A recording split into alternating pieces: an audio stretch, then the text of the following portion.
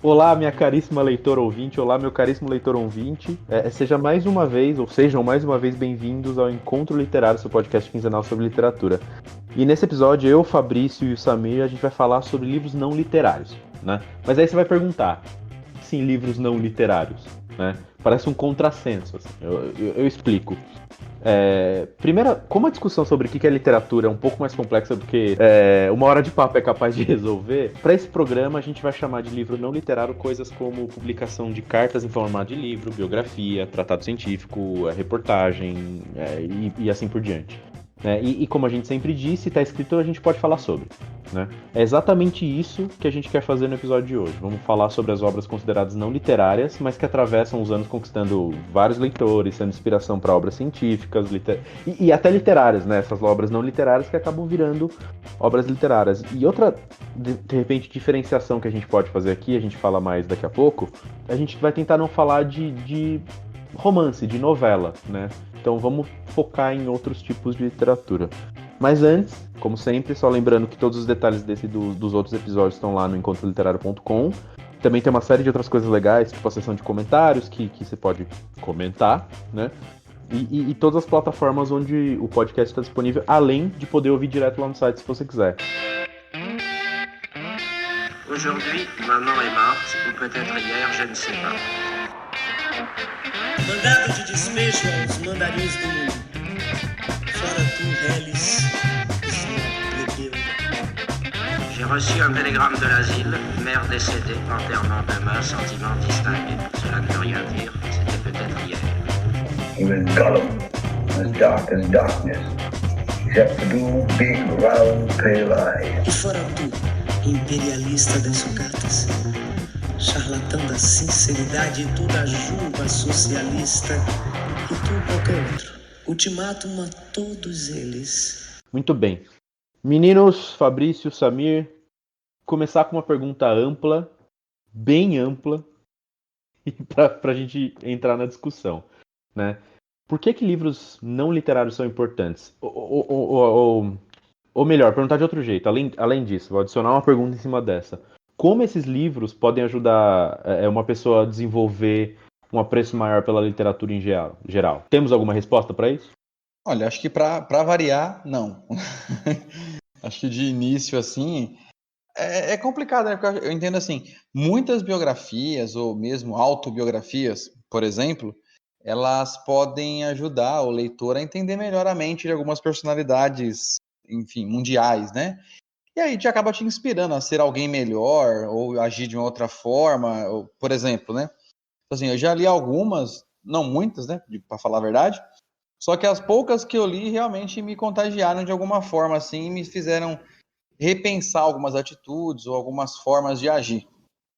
Então, acho que da mesma forma que alguns livros que analisam períodos históricos ou fatos históricos, algum tipo de análise sobre algum fato, acontecimento, alguma coisa um pouco mais científica, de repente, ou, enfim, tratando nesse sentido, eles têm os estudos, né, assim, de fato social, de religião, fé, movimentos sociais, preconceitos, enfim, você acaba fazendo uma análise sobre isso. Nessa linha, eu li há um tempo atrás aí sobre a oração do Pai Nosso, daquele Augusto Cury, né, chama Os Segredos do Pai Nosso. Eu não sei se ele é cristão, se ele não é, mas enfim, eu achei bacana porque o livro pode parecer muito louco, assim, só que assim, ele é psiquiatra e também é pesquisador. Então ele faz uma análise de cada frase da oração, sob esse ponto de vista crítico, não religioso.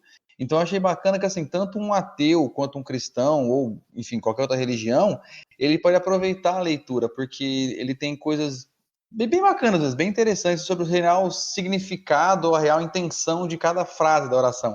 Então achei bem bacana, assim. Então é algo que me fez pensar de forma diferente, mesmo não sendo literatura clássica, vamos dizer assim, né? Pegando esse gancho do contágio que você falou, nessa coisa de contagiar e de te inspirar a ser pessoas melhores e tudo mais, eu particularmente acho que esse é um dos ganchos que a literatura não literária, os livros não literários podem fazer com a leitura em si, né? Que nem você falou.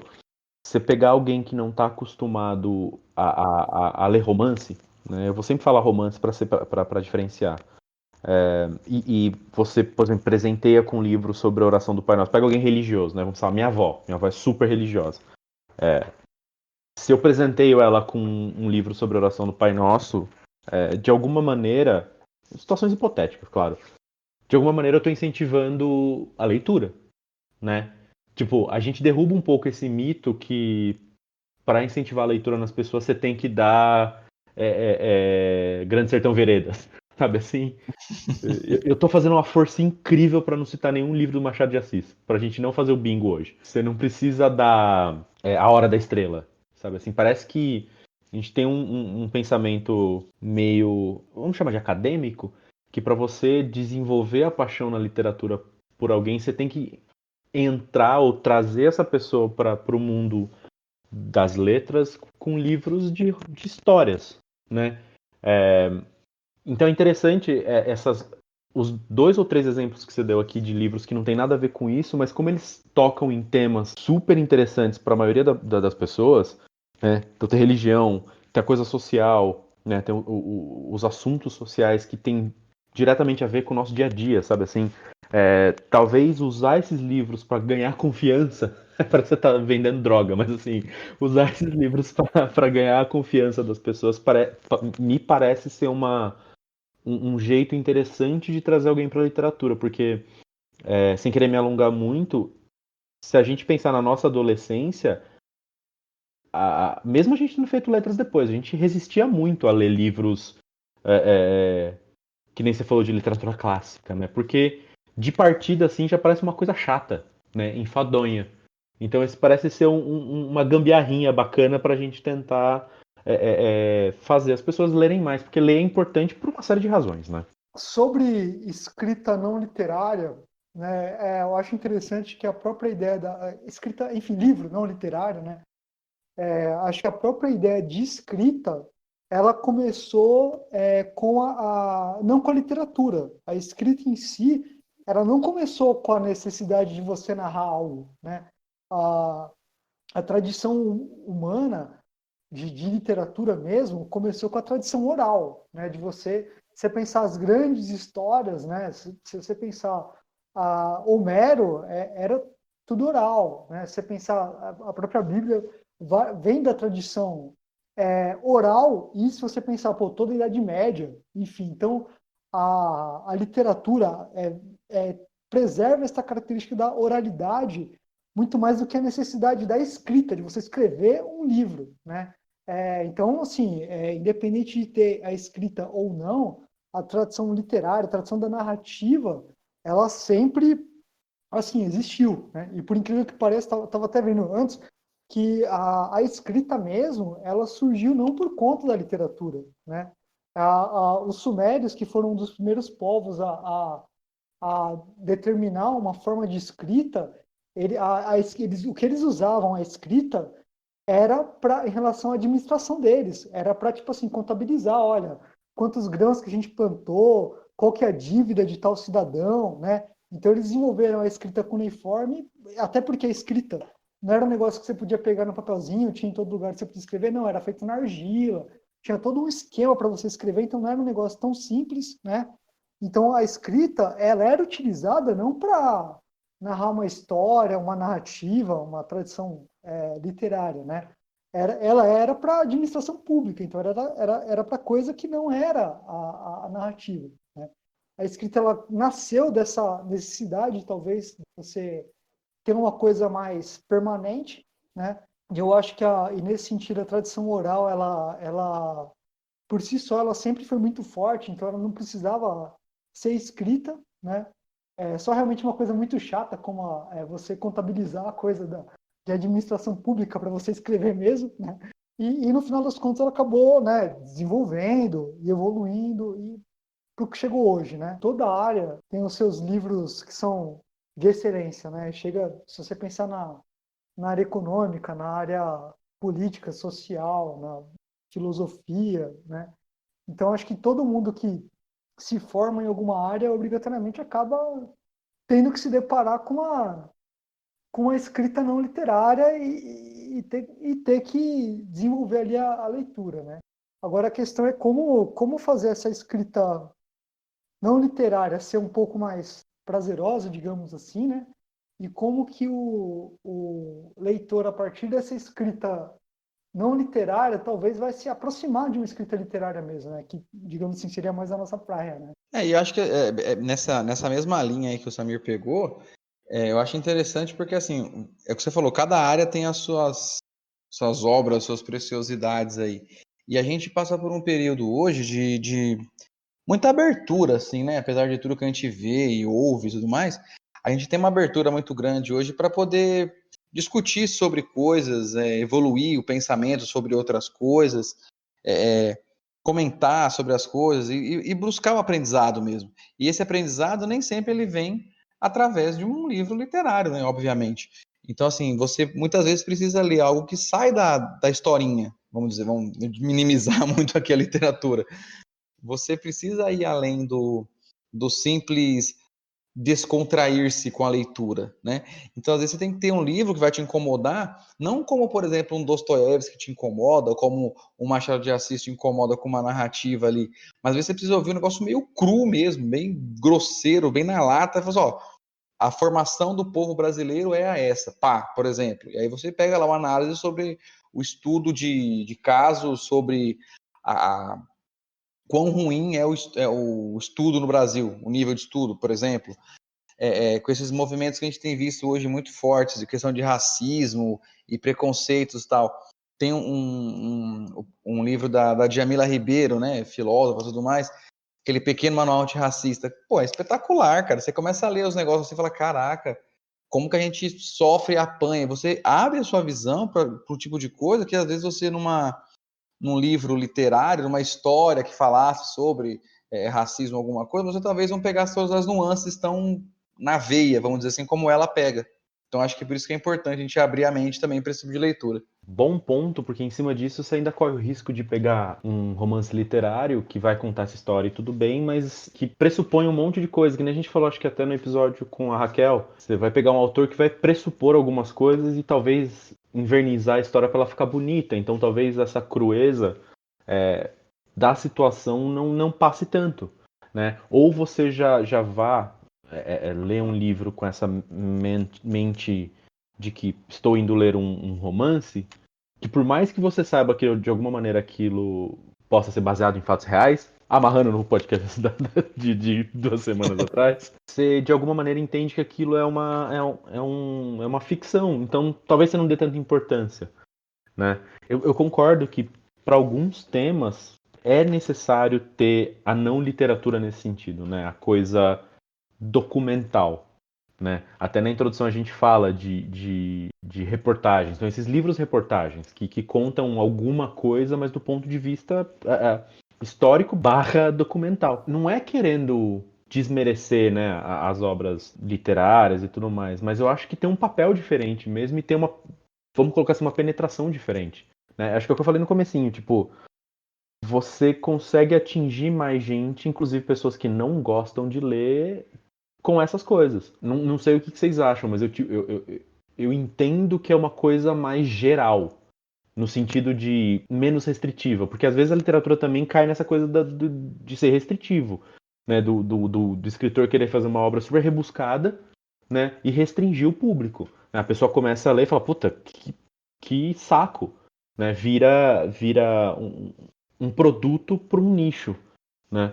Então é muito importante ter, na minha opinião, ter as obras não literárias disponíveis, assim, né? E a gente ainda nem entrou, nem tá falando de, sei lá, de tratado científico, de literatura médica, de coisas técnicas. A gente ainda tá coçando a superfície, né? Dessas coisas mais acessíveis mesmo. A literatura não literária, é muito estranho falar isso, mas a literatura não literária, ela é, em alguns casos, e se não na maioria deles, até mais importante, né, pro desenvolvimento das pessoas no dia a dia.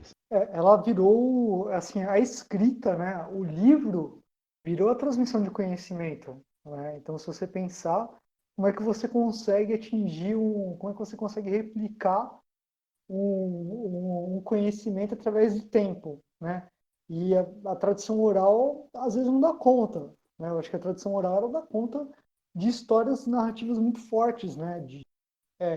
a gente estava comentando, né, da Odisseia, enfim, seja a questão da Bíblia, seja o folclore, a tradição oral, ela dá conta de umas histórias mais que tem acho que diz alguma coisa a respeito a nós, né? Agora, se você pensar num conhecimento que alguém produziu, o livro realmente foi o grande método para você conseguir transportar esse conhecimento, porque a tradição oral não dá conta, né, disso, né? E mesmo e o livro, a escrita proporcionou que a gente conseguisse, o indivíduo conseguisse criar suas histórias e transmitir suas histórias, né? Porque senão ele também dependeria de toda uma narrativa oral que dependeria de um monte de pessoas, né? Da história meio que cair no gosto de um coletivo de pessoas, e esse coletivo de pessoas conseguiria transmitir a história, né? Então, enfim, o livro ele virou o condutor do nosso conhecimento, né? Da humanidade, né? Então, talvez a gente pode até comentar, né? Talvez o que seria da humanidade se não tivesse livro, né? Ia ter conhecimento, né? Eu acho que também tem o seguinte, né? Assim, é muito legal contar histórias. Pô, eu sou suspeito para falar, né? Adoro. Você que está ouvindo este episódio não ouviu o primeiro episódio onde a gente menciona a interpretação da Odisseia do Fabrício, por favor, ouça. Mas se a gente não acredita que seja interessante, né, contar histórias, pô, a gente não contaria, né? Mas assim, a gente acha legal contar as histórias, realmente. Só que, por outro lado, você contar e ouvir histórias, acho que é algo que a gente já escuta desde bebê, né? Desde criancinha e tal. Você sempre está escutando história, contando histórias e tal. Só que acho que às vezes, né, melhor do que você contar histórias e ouvir histórias e ficar assim, é você às vezes também ouvir e ver sobre a realidade, né?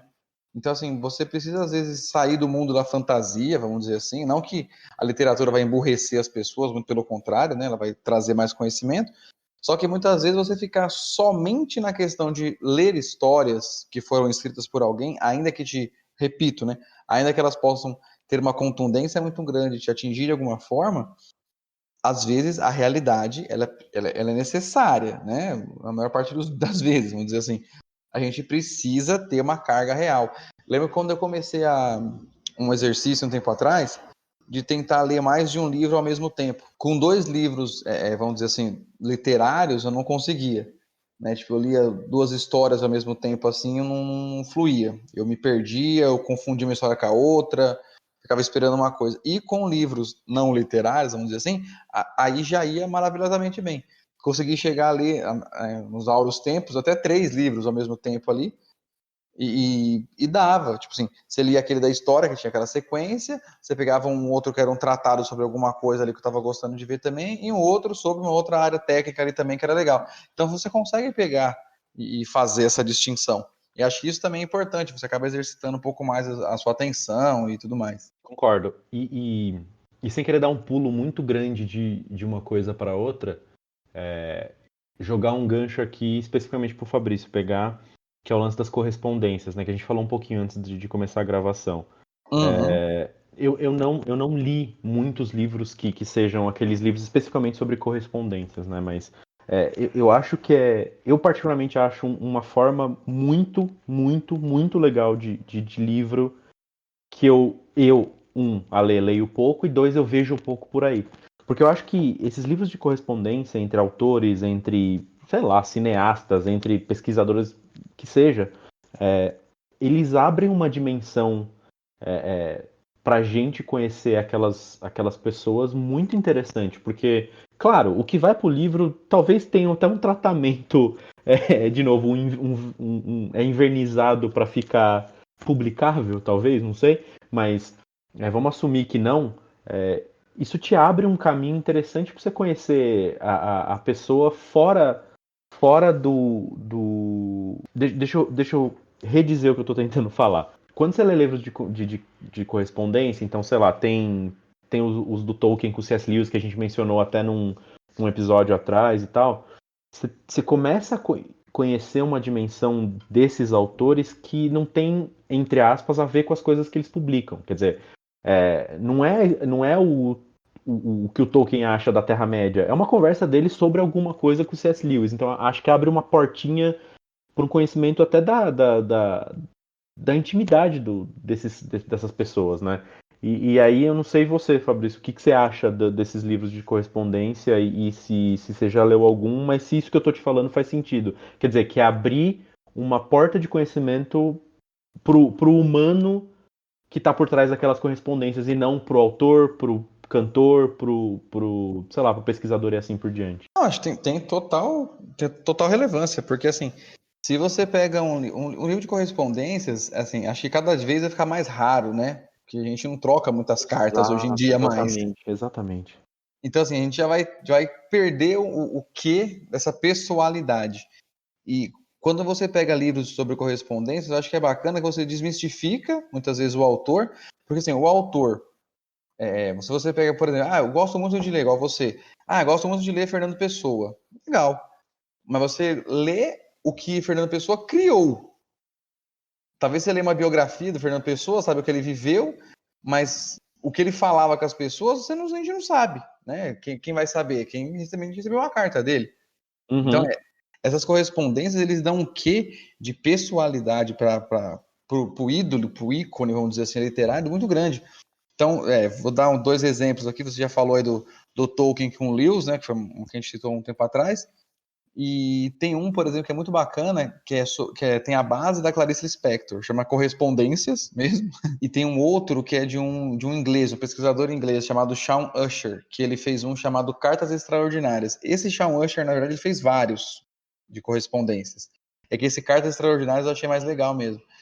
O da Clarice, ele foi organizado pela Teresa Monteiro e são cartas que tanto cartas que ela escreveu quanto cartas que ela recebeu, né? Então havia uma troca de correspondências mesmo, né? Então ela teve isso com o Fernando Sabino, com a Fernanda Montenegro, com o Manuel Bandeira, até com o marido, né? Tem cartas que ela trocou com o marido, de quando eles estavam distantes, né, e tal, com o Mauri Gurgel. Então, assim, tem muita coisa bacana. E o livro do inglês, do Shawn Usher, que é o organizador, aí ele não trata de ninguém específico, mas ele trata de cartas históricas. Então ele fala, por exemplo, a carta que o Gandhi escreveu pro Hitler, né, pedindo para ele se acalmar. Então, assim, é um negócio, fora de série. Uma carta do Fidel Castro com 14 anos, escrevendo pro Franklin Roosevelt. Então, você imagina quem o Fidel Castro imaginava que ele ia ser o que ele se tornou com 14 anos, não sei, mas enfim. Então tem carta do Elvis, tem carta do Dostoiévski, tem carta do Einstein, tem muita coisa. Então, assim, são cartas realmente extraordinárias. Você vê, assim, são alguns momentos, são pessoas muito famosas que você consegue quase que prever o que vai acontecer no futuro. Falou, nossa, olha o que ele escreveu aqui, cara. Quem diria que dali a 25 anos ele ia fazer tal coisa, né? Então, assim, é muito legal. Esses livros de correspondência, então, acho que, assim, você acaba tendo esse quê da pessoalidade, que eu acho muito bacana. Eu imagino, antigamente, quando as pessoas mandavam cartas, ninguém mandava carta pensando em ser publicado num livro, né? Então, tudo aquilo que eu falei sobre embonitar para publicar e tudo mais, eu prefiro acreditar que isso não aconteceu, né? O Gandhi, quando mandou uma carta pro Hitler, ou seja lá quem foi que mandou pro Roosevelt, o Fidel, acho que ele não pensou, vou escrever essa carta desse jeito aqui, porque vão publicar um livro lá daqui 40 anos, né? E minha carta vai ser publicada, então deixa eu escrever de um jeito bacana. Eu acho que não, né? Vamos tentar assumir que as pessoas não são tão maniqueístas assim. Não, e outra, nesses de correspondência, nesses 2 casos aqui, não peguei isso. Mas tem, inclusive, alguns que você pega, tipo, erros de grafia. Dependendo da época que você escreveu, era até aceitável, né? O cara fala, não, mas peraí, quando eu for publicar o livro lá em 2019, 2020, eu vou ter que, né, tá na nova regra, né? Não tinha isso. Fabrício, eu tava lembrando, você comentou, tem um livro, cara, eu sou doido para comprar, mas, putz, que é a coletânea de cartas do Mário de Andrade com o Manuel Bandeira, né? Então, imagina, e é 300.000 páginas, né? Acho que são... Eu lembro que eu li na época da faculdade, eu acho que dá mais de 600 páginas, fácil, né? E os dois se correspondiam muito, né? E imagina, é o Mário de Andrade e é o Manuel Bandeira, né? E vira e mexe, cara, eles terminavam as cartas, tipo assim, um escrevendo pro outro, falando, Mário, vai sem revisar.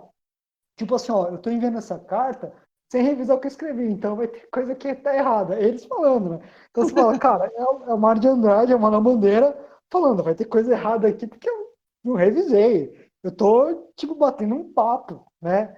E é muito interessante.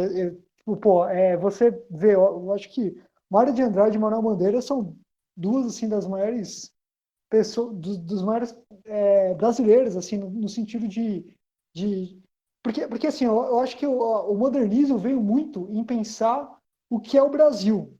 Eu acho que o modernismo é um movimento mais fantástico nosso, pelo sentido de que naquele período a gente estava buscando o que é ser brasileiro, o que é o Brasil, né?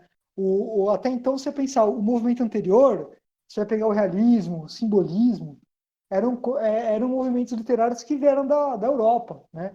E o modernismo em si, ele falou, não, tem que ter uma arte brasileira. Então, assim, tanto o Manuel Bandeira quanto o Mário de Andrade, o Oswald, eles pensavam no que é ser brasileiro, né? Então, assim, são os caras trocando ideias sobre, tipo, o conceito deles, que eles têm de arte. Eu fiquei horrorizado lendo uma das cartas que o Manuel Bandeira, ele acha pô, Manuel Bandeira, né, um modernista que, enfim, é, escreveu sobre a alma do Brasil e tal, né?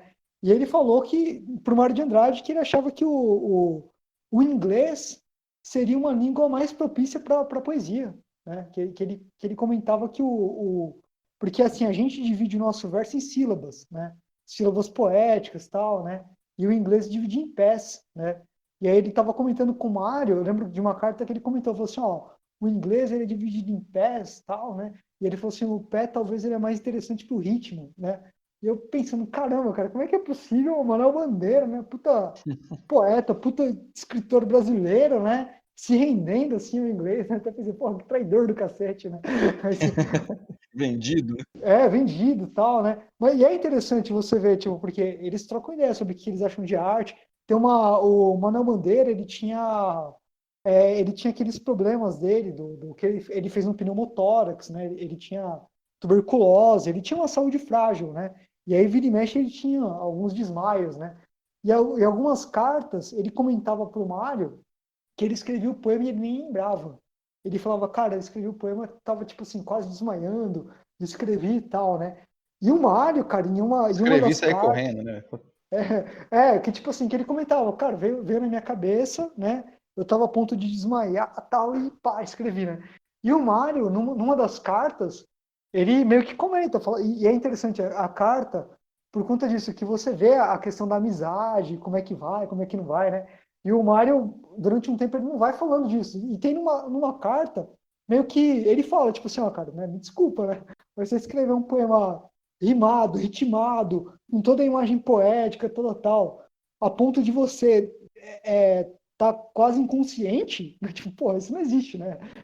o Mário quase que fala isso na carta, fala, pô, é impossível, né? E aí o Manuel, cara, na carta seguinte, ele comenta, fala, pô, ô Mário, né? Pelo amor de Deus, né, cara? Você acha que, tipo, eu ia mentir sobre isso, né? Ele comenta, pô, tem várias ocasiões que acontecem isso comigo, tal, né? Enfim. E é interessante, né? Que a carta tem um pouco disso. Tem umas cartas que nesse livro que o Mário, ele vivia as turras com Oswald de Andrade, né? Eles tiveram uma relação bem turbulenta, né? Que às vezes eles estavam juntos, tal, pregando o modernismo e tal, e às vezes eles estavam totalmente separados, né? O Oswald era muito intempestivo, né? O Oswald era um cara muito indomável, né? E o Oswald, acho que até por conta disso, o Oswald ele é um dos caras mais subestimados na nossa literatura, né? Ele era um cara que às vezes ele pregava algumas coisas. Eu lembro que ele voltou da Itália falando totalmente a favor do comunismo, e tal, né? E aí a galera começou a descer a lenha nele, e aí de repente ele xingava todo mundo. Então o Oswald era um cara muito intempestivo. E o Mário, sendo o melhor amigo dele, às vezes o Mário é o melhor amigo literário, digamos assim, né? E o Mário, às vezes, ele, tipo, tava totalmente a favor do Oswald, às vezes tinha que corrigir alguma coisa que o Oswald falava, né? Então, em algumas cartas, e é interessante você ver isso, que o Mário, ele pega e ele fala, não, o Oswald e tal, né? E algumas outras cartas pro Manuel, ele nem comenta, ele fala, aquele que eu não quero citar, né? Tipo, tal, né? Então, é interessante, né? A carta tem esse negócio a correspondência em si, né? Tem aquela questão do calor do momento, né? E você tá falando desses caras todos do modernismo, você olha pra como era a relação desses escritores que eram todos muito acima da média e muito, né, fodas, assim, né, foda, assim, e tipo, você tem um olhar pro que você falou, pra relação nua, né, ou, né, as coisas intempestivas e a coisa mais crua da relação deles, e como eles lidavam uns com os outros, porque é o que a gente falou, a gente tem a nossa conexão com esses escritores é pela obra deles e não pelas coisas da vida deles, né? Então, é muito legal que eu até separei aqui rapidinho. O outro que tem milhares de cartas com milhares de pessoas é o Jorge Amado, né? Lá na Casa Jorge Amado em Salvador tem várias. Eu e a Bruna, a gente foi para lá, para Salvador no fim do ano. E, aliás, é um puta lugar legal para visitar a Casa Jorge Amado. E, cara, tem carta dele pro Neruda, pro Drummond, pro Saramago. E eles tinham uma amizade muito interessante, os dois. Eles desenvolveram uma amizade muito interessante, os dois. E é engraçado eles criticando e comentando sobre os prêmios, para quem que deram Camões, para quem que para quem que iam dar o Nobel de Literatura, sabe assim? E tipo, é isso que você falou, é uma conversa muito natural. Falou, não é que a gente não goste de, no caso, sei lá, da Raquel de Queiroz que ganhou em 33, né? Eu acho que foi 33, não sei. Não é que não é nada contra ela, mas veja bem, né? Esse prêmio é uma bobagem, sabe assim? Tô ignorando a obra do, o Saramago falando, tô ignorando a obra do Jorge Amado, isso é um absurdo e não sei o quê. A gente tem um foco diferente para essas pessoas, né? Tipo, a gente olha pra pessoa, né? Pro o Jorge Amado, pessoa, não o Jorge Amado, escritor. O Oswald de Andrade, pessoa, Oswald de Andrade, não escritor. Não é, e o que eu acho também, a gente perde um pouco, eu fico pensando que hoje em dia a gente não consegue mais escrever carta, é difícil. O e-mail, ele não tem muito a função da carta, porque a carta, ela tá meio, ela tá entre o meio termo, de você pensar realmente no discurso, porque você tem como revisar, tem como falar, não, eu quero discutir tal coisa. A carta ela está nesse meio termo entre a conversa em si, que é você falar sem freio, sem pensar, falar o que vem, mas ao mesmo tempo a carta você consegue ainda ter um tempo de construir um discurso, né?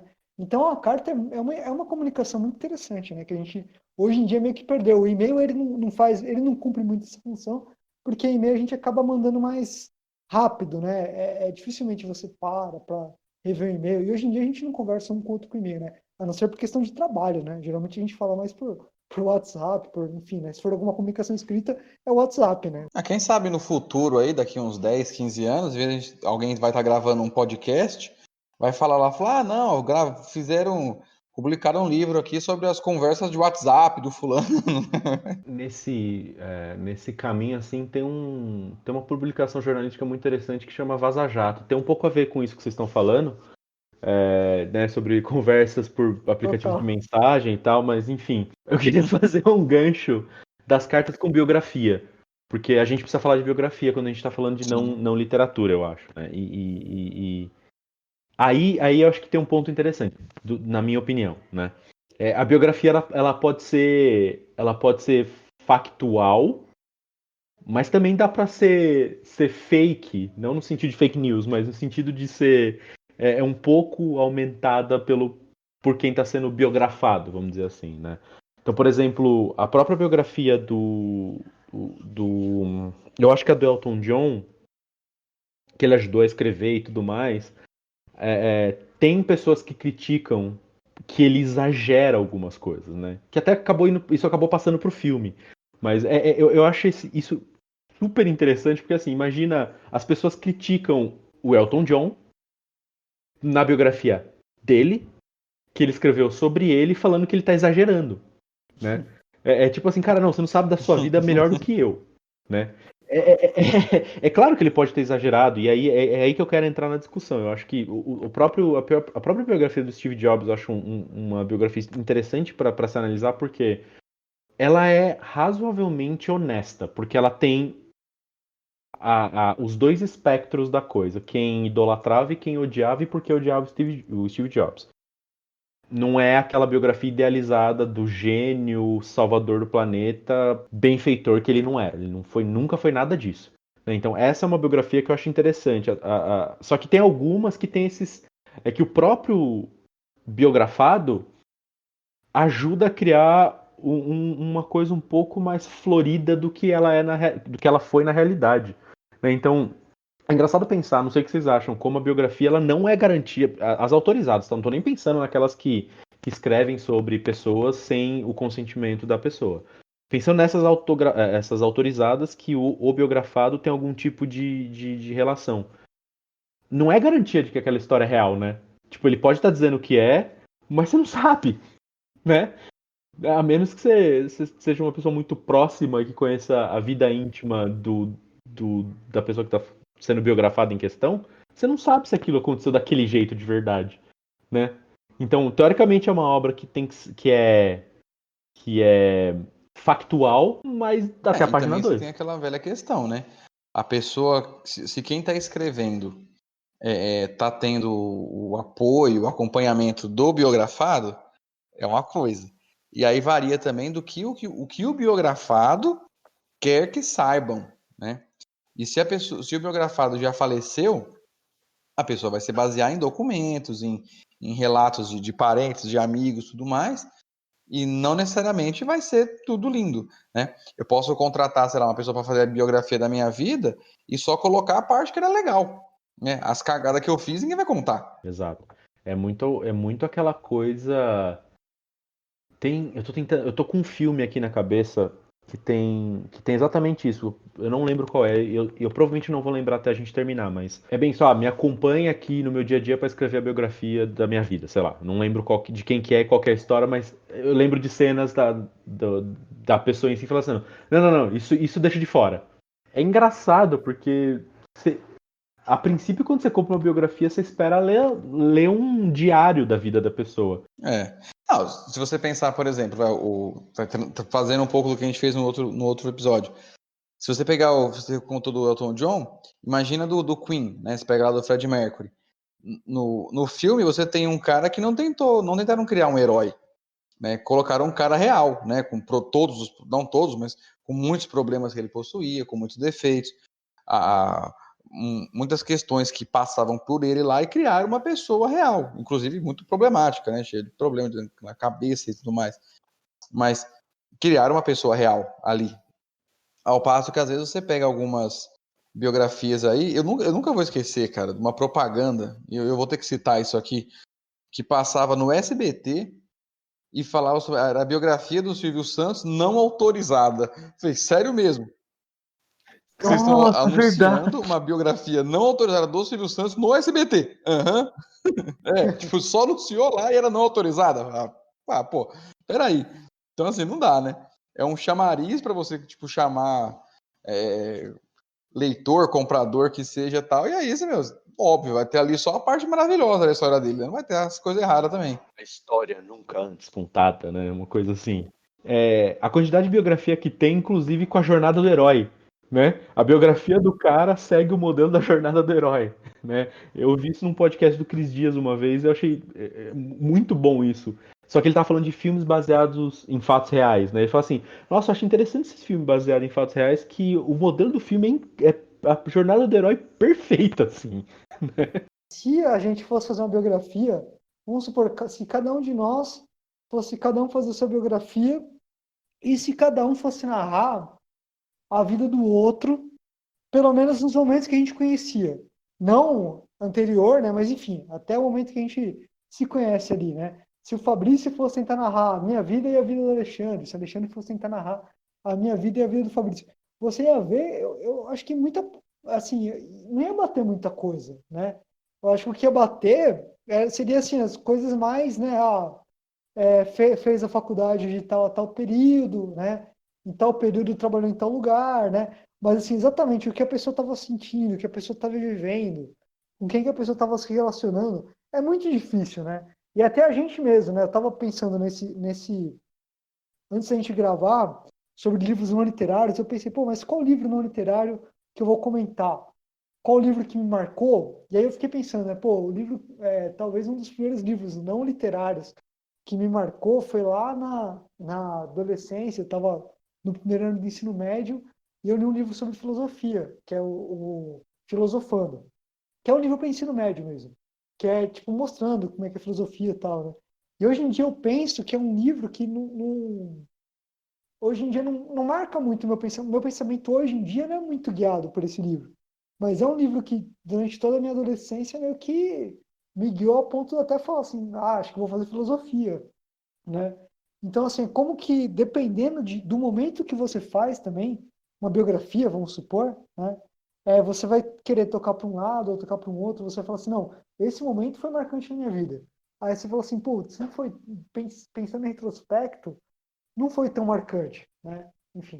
E aí, só para mudar, não sei, se puder mudar um pouquinho o tema, não sei se para vocês, se vocês têm algum livro não literário que, enfim, marcou a vida de vocês, que vocês se lembram, ou então que vocês pensaram assim, putz, marcou, mas depois, hoje em dia não marcou, ou que vocês estão lendo agora e vocês falam assim, putz, isso aqui é um negócio que tem que ler e tal. Por uma talvez infeliz coincidência, eu sempre li muita coisa literária.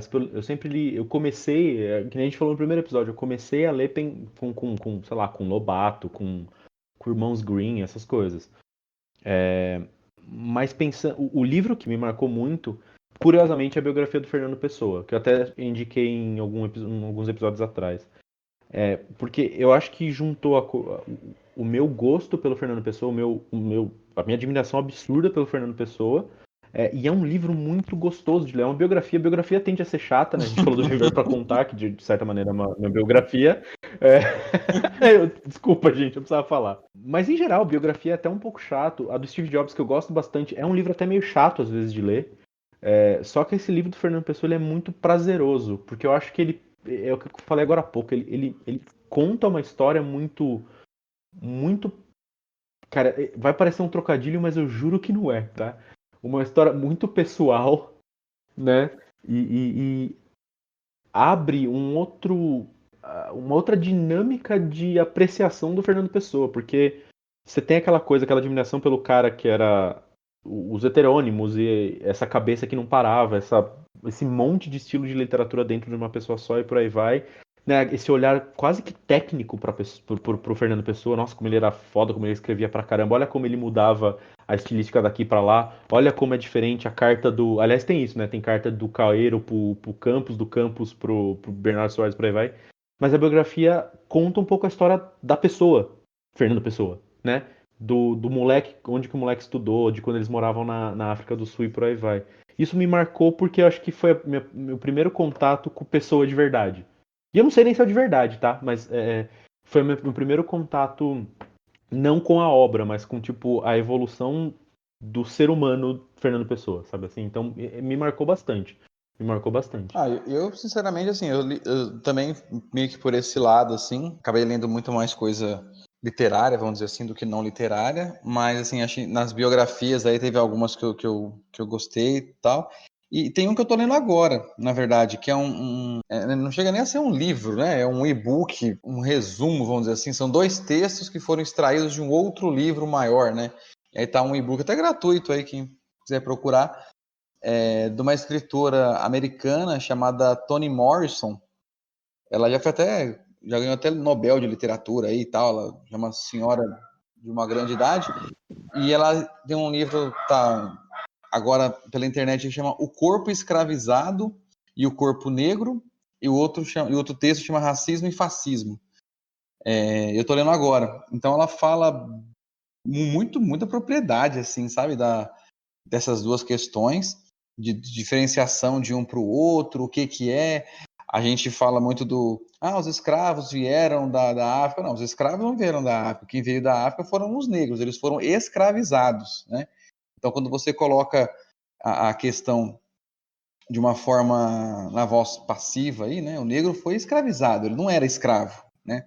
Um cachorro nasce cachorro, um negro não nasce escravo, né? Apesar de naquela época ser uma prática, né?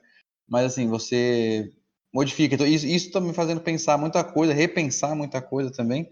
Então é um que tá, do pouco que eu já comecei a ler e tal, eu já gostei muito, assim, do tom da fala e da forma que ela diz. E você, Samir, devolvendo a pergunta pra você, você tem algum que te marcou, um não literário que te marcou bastante? Nossa, cara, então, eu ia comentar desse, que é Filosofando, que é Introdução à Filosofia para ensino médio mesmo, não é nada assim, fora da curva, mas ele me fisgou, me fez eu pensar em filosofia lá com 15 anos. Eu falo assim, nossa, que interessante esse assunto tal, e foi. E aí depois, com o passar do tempo, fui lendo outras coisas, e acho que o de filosofia que me fisgou depois, mais ainda, foi do Bertrand Russell, que é a história da filosofia ocidental, que ele fala da filosofia. Só coisa leve. Só coisa leve. Mas, cara, eles comentam, esse do Bertrand Russell, ele comenta de filosofia, mas com uma linguagem muito tranquila, sabe? Tipo, muito tranquilo, muito tranquilo. Então, o Bertrand Russell, esse filosofando, eu acho muito interessante. E eu acho que, para minha construção, porque eu acho que é interessante a questão do brasileiro. Eu acho que o brasileiro tem esse complexo de vira-lata, de que o que a gente faz não dá muito certo, o nosso país não é muito certo, tal. E para mim, a literatura veio provar o valor do brasileiro, que se você pegar, eu acho que a nossa literatura é fenomenal. Tipo, o Brasil tem tantos nomes, cara. Se você pensar que escrevem maravilhosamente bem, sabe, sabem trabalhar com a linguagem. E eu acho que uma das coisas que me veio fazer gostar foi, eu lembro que eu já comentei do Casa Grande Senzala, do Gilberto Freire, que ele comenta um pouco dessa discussão o Casa Grande Senzala em si não é um livro literário, é um livro de sociologia. Mas hoje, se você pegar, é um livro meio datado, porque assim, muitas das teorias do Gilberto Freire caem por terra. Ele tenta meio que passar o pano para os portugueses, né? Tenta falar que, tipo, ó, né? Ele tenta meio que atenuar certas atrocidades que os portugueses aqui fizeram, né?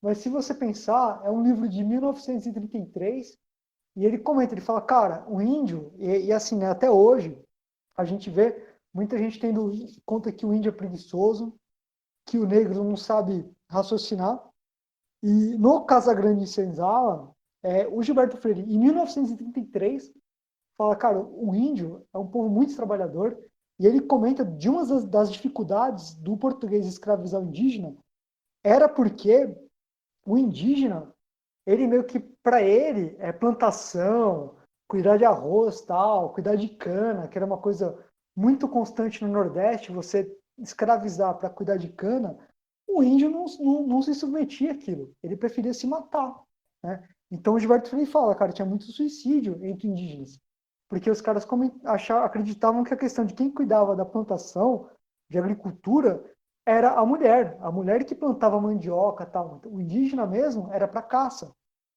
pesca. O homem indígena caçava e pescava. Então, não que o indígena é indolente, preguiçoso, né? E criou-se essa imagem de que o indígena é preguiçoso, indolente. Mas não, pelo contrário, Gilberto Freire, em 1933, já tratava a questão indígena como um cara extremamente ativo. E que, quando viu que a sua cultura estava sendo devastada, ele não se submetia àquilo. E por isso que os portugueses tiveram que trazer muitos escravos africanos, né? Tinham que trazer os escravos africanos porque muitos indígenas não submetiam a isso, né?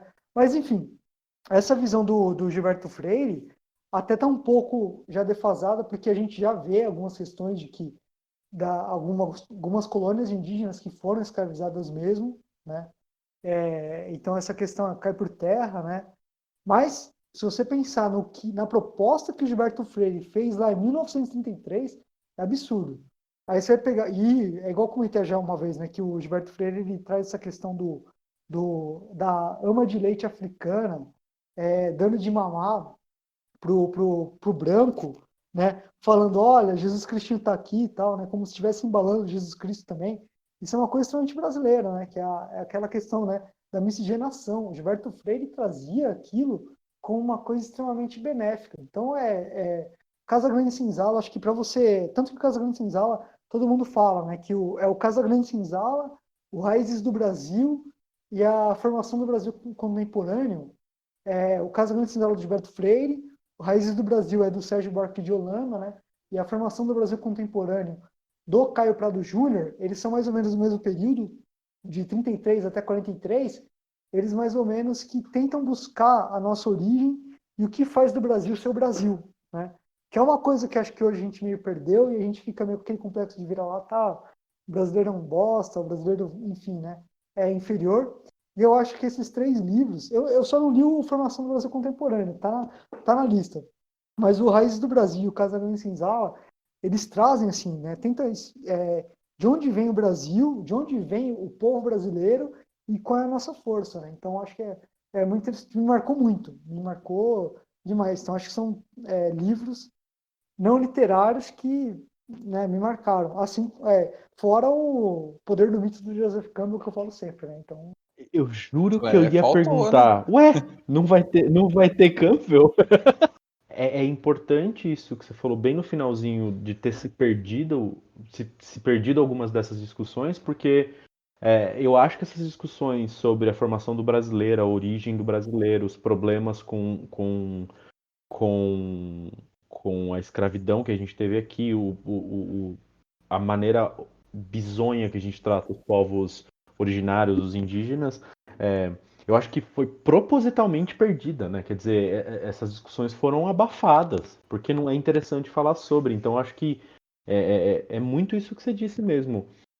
Contribui para esse complexo de que a gente é vira-lata e não tem história, e é de propósito, né? De alguma maneira, essa coisa estrutural ajuda a abafar essas discussões. Então, é legal trazer esses exemplos e referências que você trouxe para a gente tentar amplificar essa discussão, né? não, com certeza. E assim, se você for ver, hoje a gente tem essa questão de que ainda tem gente que imagina que o indígena é indolente.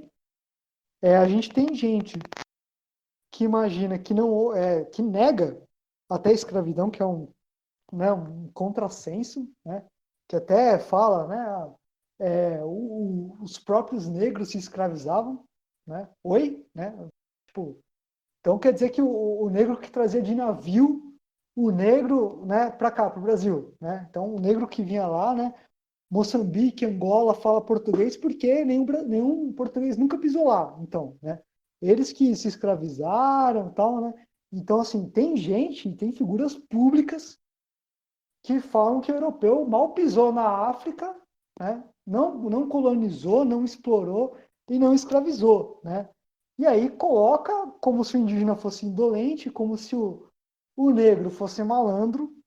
A gente tem figuras públicas, infelizmente, que falam que o Brasil tem uma tradição, né? De indolência, e de indolência vindo dos indígenas, assim, de malandragem vindo dos negros.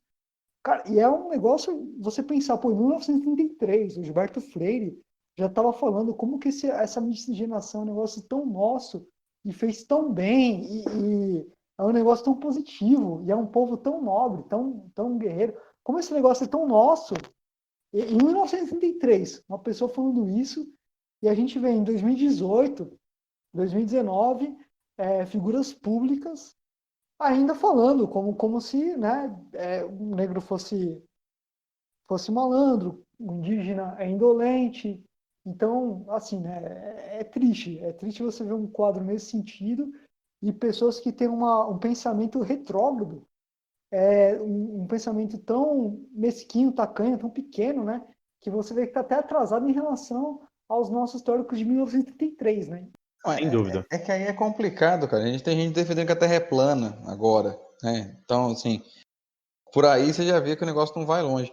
E você falou muito aí do pessoal da formação do povo, eu lembrei de um que eu li há muito tempo atrás, cara, mas, nossa, faz muito tempo mesmo.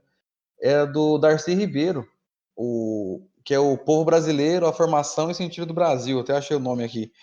É bacana pra caramba também, cara. Ele é mais novo, né, de 95, e ele faz essa divisão também aí, tenta mostrar a origem do povo, né? Ele divide o livro aí em grandes blocos, tal, é bem legal também. E ele também tem essa mesma visão, né? De tentar criar uma identidade, né, do Brasil, né? Porque a gente é um povo tão miscigenado, tão misturado aí e tal, que a gente acha que tem uma dificuldade de trazer isso, né, à tona.